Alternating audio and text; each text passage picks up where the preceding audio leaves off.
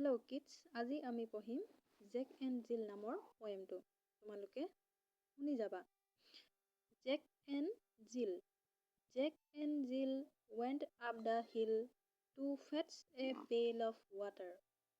Jack fell down and broke his crown, and Jill came tumbling after. আকৌ পঢ়ি দিছোঁ, তোমালোকে শুনি যাবা। Jack and Jill went up the hill to fetch a pail of water. Jack fell down and broke his crown, and Jill came tumbling after. এই কবিতাটি বা পয়েমটি আমি এতিয়া অসমীয়াত ভাঙনি কৰিম। তোমালোকে শুনি যাবা। Jack and Jill.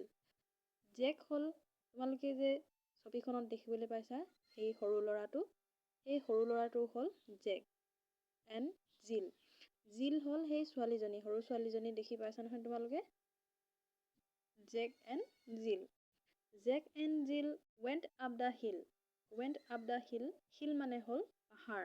ৱেণ্ট মানে যোৱা, মানে অতীতত গৈছিল। সিহঁতে জেক আৰু জিল গৈছিল, ক'লৈ গৈছিল? পাহাৰলৈ গৈছিল, পাহাৰৰ ওপৰলৈ উঠি গৈছিল।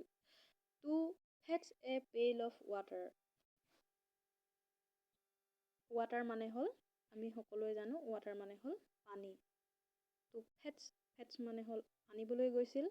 পেইল অফ ৱাটাৰ, এটা বাল্টি লৈ গৈছিল, সেই বাল্টিটোত এক বাল্টিকৈ পানী আনিবলৈ গৈছিল। জেক আৰু জিল ক'লৈ গৈছিল তেনেহ'লে? পাহাৰৰ ওপৰলৈ। সেই ঘৰটো দেখি পাইছনে তোমালোকে? সেই তাৰ পৰা পানী আনিবলৈ গৈছিল, এক বাল্টি পানী আনিবলৈ গৈছিল। Jack fell down. Jack fell down. Fell down মানে হ'ল পৰি যোৱা। ডাউন মানে হ'ল তললৈ, তললৈ বাগৰি আহি পৰিল। Jack fell down and broke his crown.